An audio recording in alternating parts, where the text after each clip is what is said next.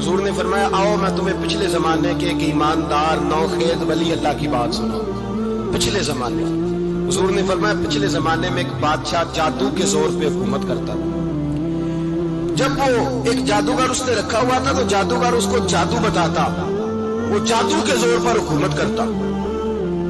جادوگر بوڑھا ہو گیا تو کہنے لگا بادشاہ کو نوجوان میرے پاس بھیج دے, اب میں بوڑھا ہو گیا ہوں, میرا پتہ کوئی نہیں کب مر جاؤں.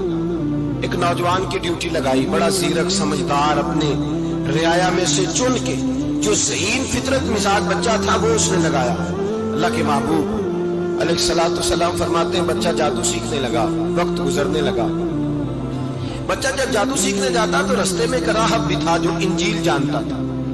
وہ اللہ اللہ سکھاتا, لوگوں کو حضرت عیسیٰ علیہ السلام کی تعلیمات سے آگاہ کرتا. اس نے دیکھا کہ یہاں بھی لوگ اکٹھے ہیں تو وہ بچہ اس راہب کے پاس بھی اٹھنے بیٹھنے لگا. اب جب اس کے ساتھ اس کی گفتگو بڑھنے لگی تو اس کو باتوں میں لذت آنے لگی.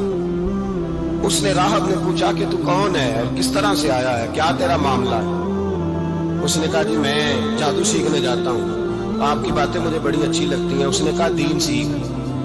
جادو سیکھنے والے کافر ہو جاتے ہیں, قرآن و دین سیکھنے والوں کو اللہ کامل ایمان عطا فرماتا ہے. فرمایا یہ سیکھ.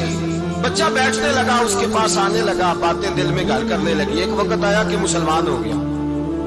اور مسلمان کیسے ہوا؟ بچہ کہتا میں تجربہ کر کے ہوا. اب میں تھوڑا سا وقت جادوگر کے پاس بھی جاتا اور باقی سارا وقت وہاں بیٹھتا. میں ایک دن جا رہا تھا تو رستے میں اژدہا تھا, بہت بڑا سانپ تھا, رستہ روک کے کھڑا تھا. یہ حضور نے بیان کی حدیث. نبی پاک صلی اللہ علیہ وسلم فرماتے ہیں بچہ کہتا ہے کہ رستے کے اندر سانپ ہے, رستے بند ہے, لوگ چھتوں درختوں پہ چڑھے ہیں, راش ہے. کہتے چھوٹا سا روڑا میں نے اٹھایا تو میں نے کہا اللہ اگر جادوگر سچا ہے تو اسے مار دے. چھوٹا سا روڑا میں نے پھینکا, اژدہا کوئی نہ مرا. پھر چھوٹا روڑا اٹھایا, میں نے کہا اللہ اگر وہ عالم سچا ہے تو اسے مار دے. اب جب میں نے روڑا مارا تو اژدہا مر گیا. میرے اندر سے گواہی آئی نہیں دین کی باتیں سچی ہیں, نہیں قرآن کی باتیں اسلام سمجھانے کے لیے عرض کر رہا ہوں. اگرچہ اس دور میں انجیل تھی, اللہ رسول کی باتیں اچھی ہیں. کہتے میں مسلمان ہو گیا. اب میں نے راہب کے پاس ہی رہنا شروع کر دیا, جادوگر کے پاس چھوڑ دیا. اس بچے نے آنا. بادشاہ پوچھتا کہاں زیادہ وقت گزارتے ہو تو بات بول کر دیتا. وقت تیزی سے بڑھنے لگا. اللہ نے اس نوجوان میں طاقت پیدا کر دی. اب وہ اس کے اندر نا اللہ نے توانائی روحانیت پیدا کر دی. ابھی جوان ہے, 14-15 سال عمر ہے. اللہ نے اب جو بیمار بھی آتا وہ دعا کرتا تو اللہ صحت عطا کر دیتا. جو بھی آتا. بادشاہ کا ایک درباری تھا, بادشاہ کو پنکھا جلتا تھا, اندھا ہو گیا. کوئی ایسی تکلیف آئی کہ نابینا ہو گیا, بڑے علاج کرائے, شفا نہیں ہوئی. کسی نے اس بچے کا پتہ بتایا کانوں میں. اس کے پاس گیا تو بچہ کہنے لگا شفا تو ہو جائے گی پر کلمہ پڑھنا پڑے گا, مسلمان ہونا پڑے گا. جس پیغمبر کا میں غلام ہوں تجھے بھی بننا پڑے گا, دین پہ عمل کرنا پڑے گا. اللہ شفا دیتا ہے. اس نے کہا تو مجھے کلمہ پڑھا, مجھے شفا دے, میں تیار ہوں. اس نے کہا شفا تو اللہ دیتا ہے.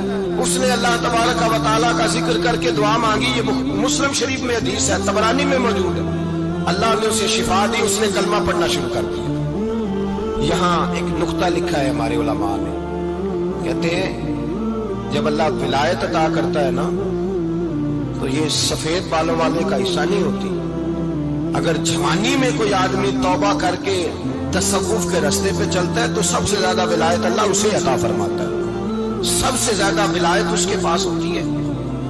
ابھی اس کے بال کالے ہیں, چڑھتی جوانی ہے, دعا کی تو اللہ نے, اور حدیث پاک میں موجود ہے کوڑے آتے تو شفا یاب ہو جاتے, اندھے آتے تو شفا یاب, برس والے آتے تو اللہ سے کہتے. جوان ہے, بادشاہ کے پاس وہ واپس گیا. وہ جو آدمی جس کی آنکھیں ٹھیک ہوئی تھی, بادشاہ نے پوچھا کہ کیسے شفا ملی تو کہنے لگا میرے رب نے شفا دی. بادشاہ سجدے کراتا تھا, اپنے آپ کو منواتا تھا معاذ اللہ. کہنے لگا میرے علاوہ کون رب ہے؟ اس نے کہا وہی رب ہے جس نے تجھے پیدا کیا ہے, اور وہی رب ہے جس نے مجھ اندھے کو آنکھیں دی ہیں, وہی ہے میرا مالک. کہا اچھا تو مجھے نہیں مانتا؟ کہا نہیں میں اپنے رب کو مانتا ہوں. بادشاہ نے اسے سزا دی, ستایا. اس نے بچے کا پتہ بتایا, پھر بچے کو بلا کے ستایا تو اس راہب کا پتہ بتایا. راہب بھی قتل ہو گیا, نابینا بھی قتل ہو گیا. بادشاہ نے کہا سپاہیوں سے اس بچے کو لے جاؤ اور پہاڑ کی چوٹی پہ جا کے نیچے پھینکو تاکہ مر جائے. بچہ پہاڑ کی چوٹی پہ گیا تو ہاتھ اٹھا کے کہنے لگا یا اللہ میرے لیے نہیں اپنے لیے, मेरे लिए नहीं, अपने लिए इन्हें अपनी कुदरत के जलवे दिखा। मेरे लिए नहीं, अल्लाह के बंदे अपनी जान बचाने की दुआएं नहीं मांगते, अपने लिए इन्हें अपनी कुदरत के जलवे दिखा। ये दुआ मांगी, जितने लोग साथ आए थे वो सारे जमीन पे गिरे और सब मर गए, पहाड़ से गिर के मर गए। बच्चा वापस सीधा बादशाह के पास कहने लगा, लो भाई मेरे रब ने मुझे बचा लिया है। जवान का ईमान देखो, मेरे रब ने मुझे, बोलो मेरे अल्लाह ने मुझे ईमान की गवाही दे रहा, मैं बच गया हूँ, तू झूठा है, मेरा रब सच्चा है। उसने कहा ले जाओ इसको दरिया में, कश्ती में बिठाओ, बीच दरिया के जाके धक्का दे। बैठे कश्ती में, दरिया के बीच गए और जब जाके वहां उसको धक्का देने लगे तो उसने कहा अल्लाह मेरे लिए नहीं, अपने लिए इन्हें अपनी कुदरत के जलवे दिखा। बस एक तूफान सा आया, जितने सिपाही साथ आए थे डूब के मर गए। वो बच्चा उठा और सीधा फिर बादशाह के पास, उसी के पास कहने लगा, लो भाई मेरे रब ने मुझे बचा लिया है, तेरे पास आया हूं। वो कहने लगा, तू क्या मुसीबत मेरे गले पड़ गई है, कैसे जान छूटेगी? तो बच्चा कहने लगा, अगर तू मुझे बांधे दरख्त के साथ और सारे मुल्क को बुलाए, लोगों को इकट्ठा करे, फिर तू मुझे तीर मारना, मैं तुझे बताऊंगा कैसे मारना है, मैं मर जाऊंगा। अल्लाह का बंदा नौजवान, ईमान देखो, मरने के तरीके बता रहा है, मैं तुझे बताऊंगा मैं कैसे मरूंगा।